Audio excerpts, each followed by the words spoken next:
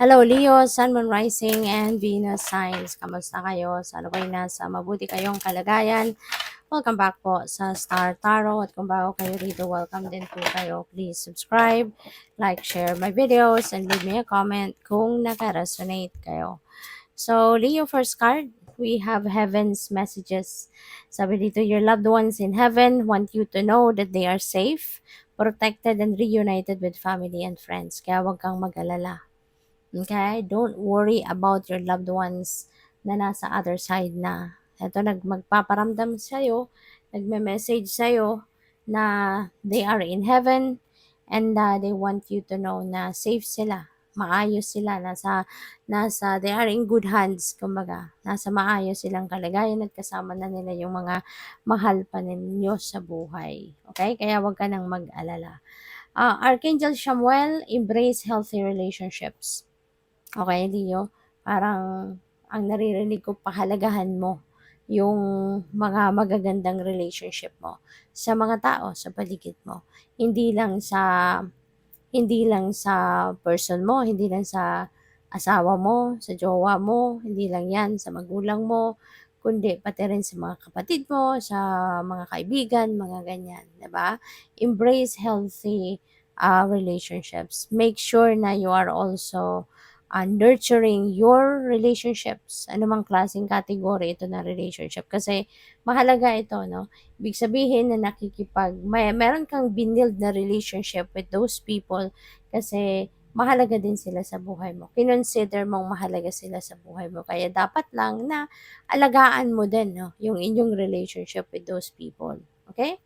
So, we have beautiful souls. Ayan, you inspire and uplift others. So, maaari, na you really have a very beautiful soul. Napakaganda ng inyong puso, napaka-compassionate mo siguro, napaka-matulungin mo, napakabait mo, maaring ganun ka, Maybe you are here to be of service to other people, 'di ba? Parang nandiyan ka, laging bukas ang sarili mo, laging bukas ang palad mo at bukas ang puso mo para sa pagsuporta sa iba, pagtulong sa iba, 'di ba? Ini-inspire mo sila, maaring tinutulungan mo sila, no, na mas maging magaan ang kanilang pakiramdam. 'Di ba? Maaari din, 'no, may mga tao sa paligid mo na ikaw yung pinipiling puntahan when they need someone to talk to, when they need someone na mapagkuwentuhan ng problema nila or humingi ng advice sa kanila or humingi ng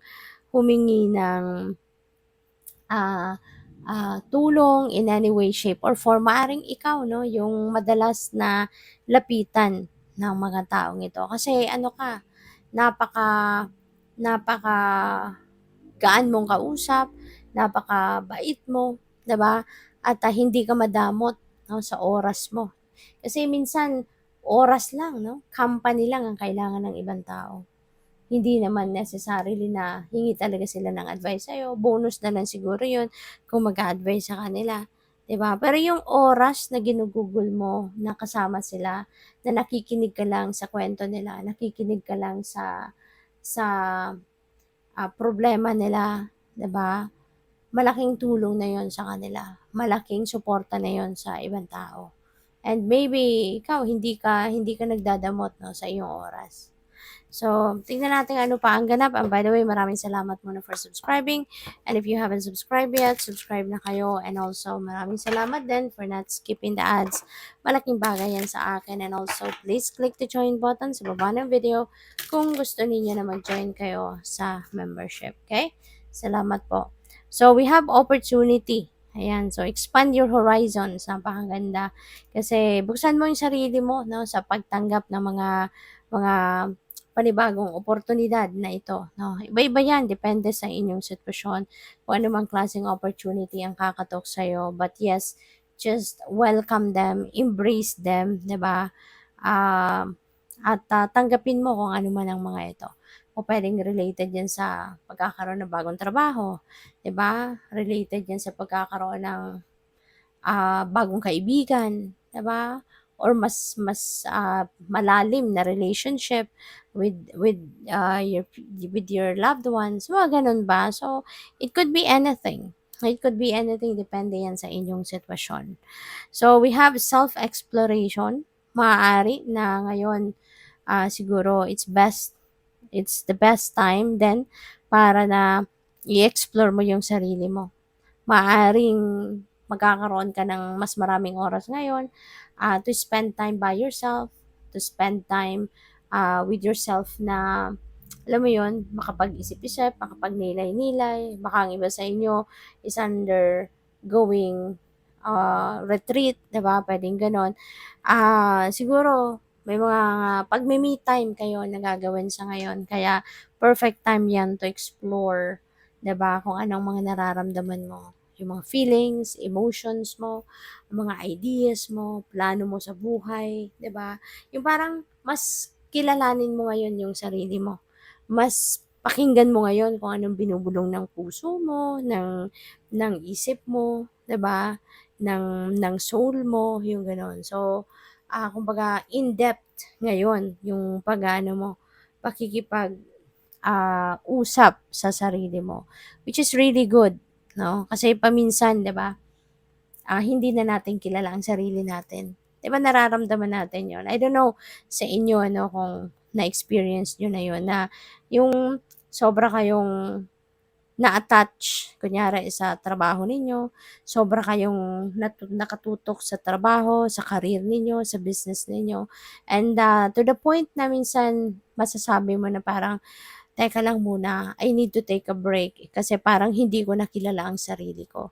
Kasi hindi mo na nakakamusta yung sarili mo, 'di ba? Na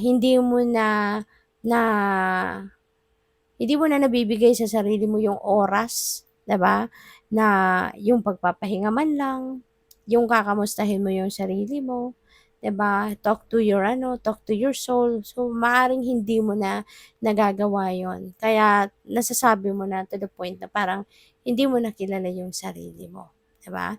So, now that you are, having that self-exploration, napakaganda na you're taking time to do that, 'di ba? You're taking time to be yourself, okay? To be with yourself, yung gano'n. So, we have a spiritual insight. Ayan, so there could be a lot of, um, insights, inspiration, 'di ba, ideas na pupuwedeng dadating, papasok 'no, sa isip mo, pupuwedeng gano'n. And gano'n 'no, gano'n talaga lalong-lalo na kapag nasa, ah, nasa ano tayo, nasa personal space tayo natin, 'di ba, parang hinahanap natin yung ating, we are spending time with our, inner sanctuary, yung gano'n. Yung kinakausap natin, nagkakaroon tayo ng time na kausapin yung sarili natin, 'di ba? Yung nagre-reflection tayo, yung gano'n. Ang dami 'no, during that time na nagaganyan ka, ayan, diyan pumapasok yung insights, diyan pumapasok yung mga brilliant ideas, diyan pumapasok yung mensahe 'no, ng divine universe, yung mga intuitive messages, nudges. Kaya ano yun, kapag 'pag nagso-solitude tayo, yun, the power is there in solitude. Kasi tulad niyan, maraming papasok na insights, na inspiration, na information, marami kang maririnig, you know? Kaya napakasarap ng ano, ng nagkakaroon tayo ng panahon na pakinggan natin ang sarili natin. You know, yung nagso-solitude tayo, nag-i-stillness tayo. Nakaka-miss kaya yun kung sobra tayong nabi-busy, paminsan talagang maiisip mo yon na parang gusto mong gawin yon. No? Kasi ang sarap kaya sa pakiramdam.